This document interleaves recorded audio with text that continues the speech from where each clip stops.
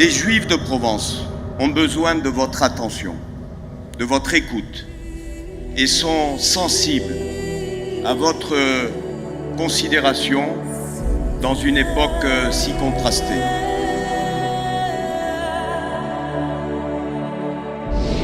Monsieur le Président, les crédits destinés à la sécurisation des lieux communautaires seront pérennisés tout au long du quinquennat.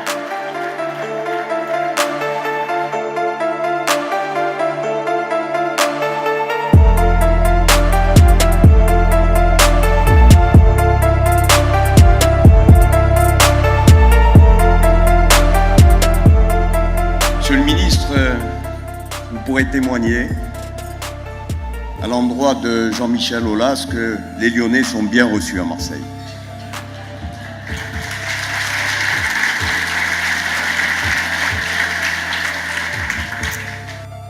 Je me réjouis ce soir que toutes les composantes religieuses de Marseille soient représentées.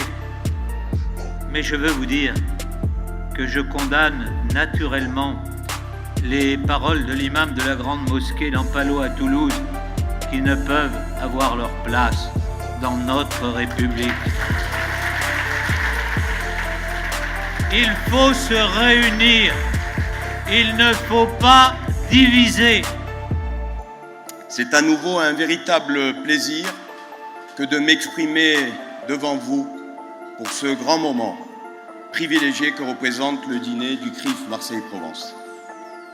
L'occasion pour nous de se parler, d'échanger en ce moment de célébration républicaine et dans une année particulière puisqu'elle sera consacrée à la saison croisée et à l'amitié France-Israël. Marseille ne serait donc pas vraiment Marseille si vous n'aviez pas été là, si vous n'étiez pas là.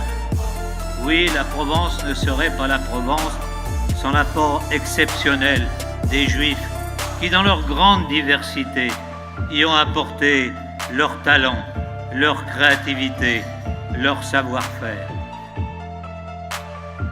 Mesdames et messieurs, chers amis, je veux rappeler la mémoire de Claude Lanzmann, qui nous a quittés ce matin à l'âge de 92 ans. Il était ce réalisateur sensibilisé à l'histoire de la Shoah. Oui, le rappel du passé est seul à même d'éclairer l'avenir, car pour reprendre une formule de Simone Veil, elle disait « Il faut raconter, raconter sans cesse pour que l'on sache et qu'ainsi une telle tragédie ne puisse se reproduire. » Je veux, s'il vous le permettez, d'abord vous dire mon plaisir d'être ici ce soir, comme tous les ans, à chaque dîner du CRIF de la région.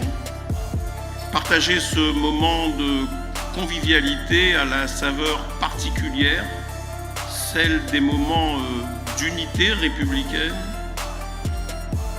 Partager ce temps de dialogue, parfois critique, mais toujours sincère. Ce soir, monsieur le ministre, ce n'est pas seulement un Français juif qui vous parle, mais un homme inquiet et un républicain militant, un Français tout simplement, qui vous conjure de faire respecter l'interdiction du boycott et la loi qui s'y rattache.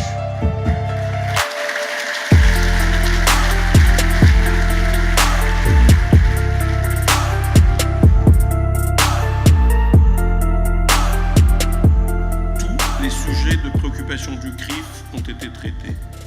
La lutte contre l'antisémitisme, le terrorisme, la mémoire de la Shoah, le soutien à la légitimité, à la sécurité et à la pérennité d'Israël. Si je tenais à être présent aujourd'hui, c'est donc aussi pour vous assurer du soutien inconditionnel de l'État, pour vous dire que tout sera mis en œuvre à la fois pour assurer votre sécurité et pour éradiquer l'antisémitisme sous quelque forme qu'il se présente. Cette année, un homme est devenu un héros dans la mort et le seul véritable martyr d'une guerre qui ne dit pas assez son nom. Il s'agit bien évidemment du colonel Arnaud Beltrame. Par son acte, Arnaud Beltrame a porté au plus profond de lui-même la devise fondatrice de notre République. Il incarne la liberté pour laquelle l'esprit français, de tout temps, s'est montré capable de combattre jusqu'à la mort. Si d'habitude nous attribuons la médaille du Triomphe à des personnalités, cette fois-ci nous avons fait le choix de l'offrir à l'ensemble des femmes et des hommes qui constituent nos forces de secours et de sécurité. Cette médaille est un témoignage modeste, mais profondément sincère et chaleureux de notre reconnaissance et de notre admiration. Je veux ce soir vous annoncer que Marseille a été choisie comme la première ville où sera mis en place un réseau d'enquêteurs et de magistrats spécifiquement formés à la lutte contre la haine et toutes les formes d'antisémitisme. Mes chers amis, ce soir j'ai voulu vous dire ce que j'avais sur le cœur et à l'esprit. Si mon propos a des allures d'injonction, c'est parce que le mal puise sa force dans la confusion. Mais c'est à nous tous qu'il appartient de se lever, de parler, de résister et de faire preuve sans cesse de résilience pour que toujours vive la République et qu'à jamais vive la France.